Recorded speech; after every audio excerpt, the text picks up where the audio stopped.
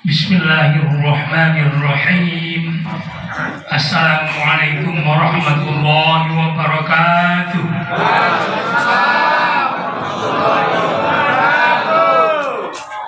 Alhamdulillahirabbil alamin. Alhamdulillahilladzi ja'ala ramadhana syahra siyam syahran fihi nutahhiru ajsadana minal ma'asyi wal atham.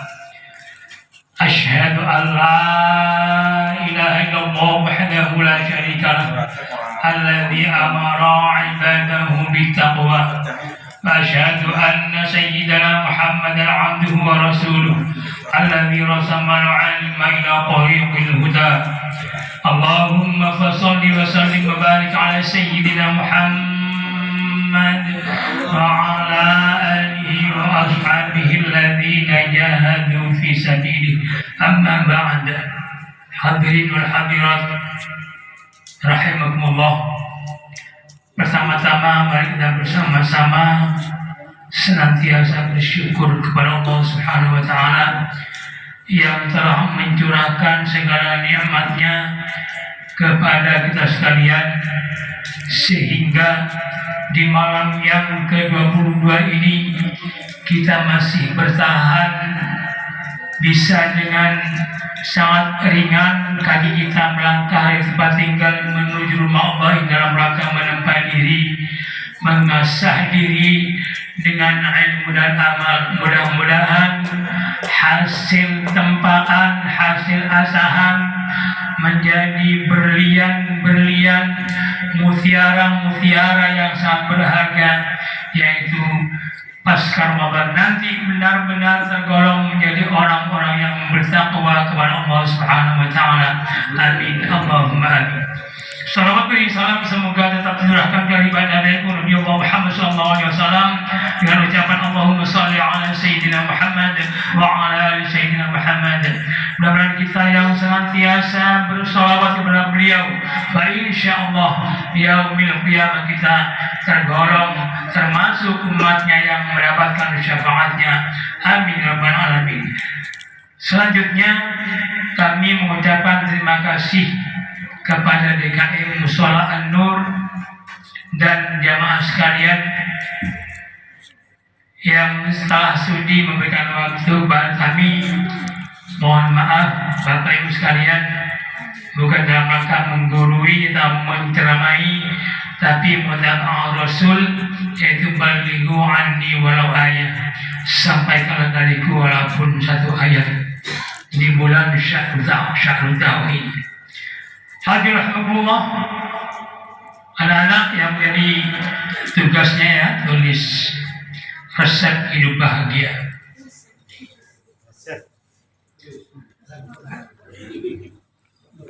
Bapak sekalian, kita setiap waktu tak luput berdoa kepada Allah Subhanahu wa taala. Baik sholat wajib, sholat sunnah maupun dalam perkumpulan apapun bentuknya, pasti berdoa minta kebahagiaan kepada Allah Subhanahu wa taala. Itu adalah tuntunan Allah Subhanahu wa taala. Allah Subhanahu wa taala berfirman, a'udzubillahi minasyaitonir rajim. Rabbana atina fid dunya hasanah wa fil akhirati hasanatan wa qina adzabannar.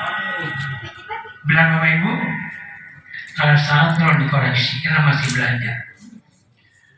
Ya Rabb kami, berilah kami kebaikan di dunia dan kebaikan di akhirat, dan pelihara kami ya Rabb dari siksa api neraka. Itu adalah induknya doa, disebut doa sabun jagat. Kemudian Allah, bagaimana cara kita menggapai hidup yang bahagia? Allah Subhanahu wa taala berfirman dalam Al-Qur'an, "A'udzu billahi minasyaitonir rajim. Man 'amila shalihan min dzakarin aw unsa wa huwa mu'min falyuhyiyannahu hayatan thayyibah wa lanajziyannahum ajrahum bi ahsani ma kanu ya'malun." Allah berfirman demikian. Man 'amila shalihan, barang siapa yang beramal soleh, min dzakarin, yaitu baik laki-laki maupun perempuan, dalam keadaan beriman kepada Allah Subhanahu wa taala, wa huwa mukmin, dia adalah orang yang beriman kepada Allah Subhanahu wa taala.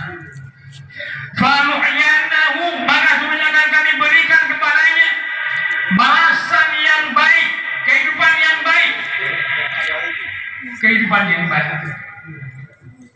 Dan sesungguhnya akan kami berikan kepada mereka balasan yang lebih baik dari apa yang mereka usahakan. Jadi bagi orang beriman, Bapak Ibu, laki-laki perempuan yang beramal soleh, Allah beri kehidupan yang baik dan dibalas dengan balasan yang baik oleh Allah Subhanahu. Lalu keterangannya ayat ini, Imam Al-Qurtubi menjelaskan di Al-Qurtubi ada beberapa resep untuk menggapai hidup yang bahagia. Yang pertama, Bapak Ibu, rizqan halalan thayyiban, rizki yang halal baik. Jadi yang pertama yang menjadi pola ukur hidup bahagia adalah rizki yang halal. Dengan rizki yang halal lagi baik, yang barokah, maka kehidupannya menjadi bahagia. Kehidupan seorang menjadi bahagia, keluarganya tenang, sakinah, mawaddah, warahmah. Anak putra putrinya menjadi putra putri yang soleh solihah. Harta yang didapatnya berkah digunakan untuk ONH, umroh, bekal ibadah kepada Allah Subhanahu wa taala. Jadi rizki yang halal itu menjadi tanda kehidupan seseorang atau keluarga itu bahagia. Sebaliknya, rizki yang tidak halal itu jelas menjadi petanda hidup seseorang atau keluarga tidak akan bahagia. Yang kedua adalah qanaah. Qanaah adalah menerima, rela, ridho apa yang telah Allah berikan kepada kita. Berapapun yang Allah berikan kepada kita, yang kita terima itu rela, ridho. Kata Jawanya, nerimo. Berapa banyak Bapak Ibu orang yang hidupnya serba mewah, hartanya melimpah ruah, rumahnya mewah, punya mobil mewah, tapi tidak memiliki sifat qanaah, maka orang tersebut tidak akan pernah bahagia. Karena dalam jiwanya adalah selalu dia kurang, rakus, serakah. Maka itulah yang kata Rasul disebut orang yang miskin. Hartanya banyak dan miskin. Tapi bagi orang yang berqanaah, menerima apa yang Allah berikan bagi kita, ia selalu bersyukur kepada Allah Subhanahu wa taala. Contoh saja, orang yang punya mobil, ia harus bersyukur kepada Allah Subhanahu wa taala. Karena masih ada di bawah kita yang belum bisa beli mobil, hanya naik motor. Orang yang naik motor pun harus bersyukur kepada Allah Subhanahu wa taala. Karena di bawah kita masih banyak orang naik sepeda. Yang naik sepeda pun harus bersyukur kepada Allah Subhanahu wa taala. Kenapa? Masih banyak orang jalan kaki. Orang yang jalan kaki pun harus bersyukur kepada Allah Subhanahu wa taala. Karena banyak orang yang tidak bisa berjalan karena mungkin penyakit lumpuh dan sebagainya, maka kita harus pandai-pandai bersyukur kepada Allah Subhanahu. Yang kedua, yang ketiga, halawatul ta'at adalah taufiq wal ta'at, yaitu mendapatkan pertolongan Allah Subhanahu wa taala dalam menjalankan kebaikan, ketaatan, ketakwaan kepada Allah Subhanahu wa taala. Bagaimana caranya? Allah Subhanahu wa taala berfirman, "A'udzu billahi minasyaitonir rajim. Ya ayyuhalladzina amanu in tansurullaha yansurkum wa yusabbit aqdamakum." Wahai orang-orang yang beriman, jika kamu menolong agama Allah, Allah akan menolong kamu dan meneguhkan kedudukanmu. Jadi Allah Subhanahu wa taala akan memberikan pertolongan, taufik kepada orang-orang yang beramal, yang dicintai, diridhoi oleh Allah Subhanahu wa taala. Siapakah mereka?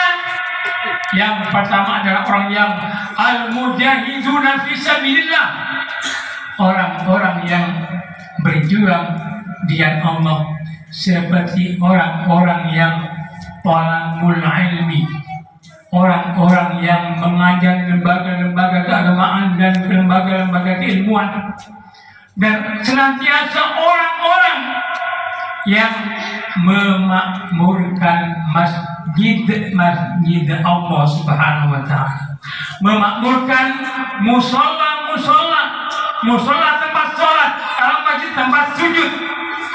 Bedanya musola dan masjid, kalau musola tak dipakai untuk Jumatan, tapi kalau masjid itu dipakai untuk Jumat. Bedanya lagi, kalau musola tak ada tahiyatul masjid, tapi kalau masjid ada tahiyatul masjid. Jadi orang-orang yang memakmurkan masjid dan musola, itulah orang-orang yang mendapatkan taufiquhu min Allah, yang mendapatkan pertolongan Allah Subhanahu wa taala, yang akan mendapatkan kebahagiaan di dunia hatta akhirah. Hadirin kaum muslimin rahimakumullah. Yang keempat adalah halawatul ta'at, orang-orang yang senantiasa merasakan manisnya iman. Apa sabda Rasul? Rasulullah bersabda, "Talasun man kunna fihi wajada halawatal iman, ayyakuna Allah wa rasuluhu habba ilaihi mimma yasbahuma, wa ayyuhal mar'u ala yuhibbu ilaillah, wa ayyakra an ya'uda fil kufri kama ayyakra an ya'uda finnar." Apa artinya? 3 hal. Barang siapa atau siapa saja yang di antara kita memiliki yang 3 hal ini, maka akan merasakan manisnya iman. Yang pertama, yaitu menjadikan Allah Subhanahu wa taala Rasulnya lebih dicintai dari yang lainnya. Yang kedua, mencintai seseorang karena Allah, bukan karena hartanya, bukan karena yang lain, tapi lillah ta'ala. Yang ketiga, dan benci kembali kepada kekasihan sebagaimana yang dicampakkan ketika dilemparkan ke dalam api neraka. Itulah 3 hal yang akan mendapatkan manisnya iman. Hadirin kaum muslimin rahimakumullah. Demikian rasa hidup bahagia menurut Al-Quran Rasulullah SAW. Mudah-mudahan itu ada pada diri kita yang ada di musola ini, dan akan mendapatkan bahagia di dunia hatta akhirah, dan tergolong umatnya yang beriman dan bertakwa kepada Allah Subhanahu wa taala. Demikian yang dapat saya sampaikan. Kurang lebihnya mohon maaf. Assalamualaikum warahmatullahi wabarakatuh.